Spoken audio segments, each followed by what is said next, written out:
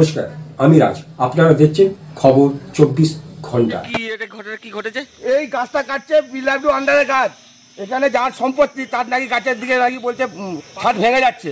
আমরা দীর্ঘদিন দেখছি এই বয়রা গাছ কদিন স্কুলে যেতেও পারেনি, আর যার সম্পত্তি তার বাড়িতেও পারেনি।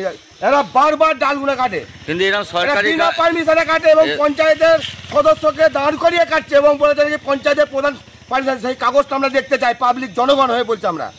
এরকম সরকারি কাজ কাটার নিয়ম আছে? না, নিয়ম নেই। একটা কাজ মানুষ করতে পারে। পঞ্চায়েত থেকে প্রতিনিধি হিসেবে এখানে এসেছেন আপনি, এনএস খন্ডন সেক্রেটারি এসেছেন এখানে।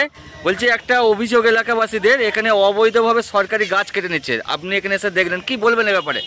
মানে আমরা এই ধরনের কাজকে সমর্থন করি না।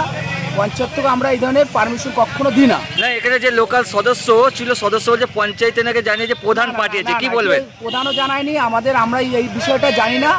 আমরা দেখে গেলাম, আমরা দেখে গিয়ে যা ব্যবস্থা নেওয়ার আমরা নেব এবং আমরা এটা ঊর্ধ্বতন কর্তৃপক্ষকেও জানাবো। বলছি এই ইটেচুনা খন্ডন পঞ্চায়েতে অঞ্চলের প্রধান, তো একটা অভিযোগ আছে এলাকাবাসী, ইটেচুনা সিনিয়র রেল স্টেশনের পাশে একটা জুতোর দোকান আছে, ওখানে একটা রাস্তার উপরে একটা বয়রা গাছ আছে, গাছের ডাল আজকে কাটা হচ্ছিল, গাছটা কাটা হচ্ছিল।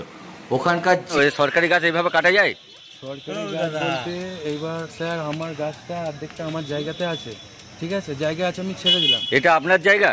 এইটা আমার জায়গা। পেপার আছে আপনার? হ্যাঁ, আমার পেপার আছে। পেপারটা দেখি। পেপার বাড়িতে আছে, পেপারটা নিয়ে আসুন। ঠিক আছে, নিয়ে আসছি। এবার কথা হচ্ছে আমার ডালগুলো তো আমি এখানে বালি পাথর ফেলবো। কিন্তু গাছ আপনার জায়গা হতে পারে, আপনি কোনো পারমিশন নিয়েছেন? আমি তো গাছ মারার জন্য। না, আপনি পারমিশন নিয়েছেন কিছু?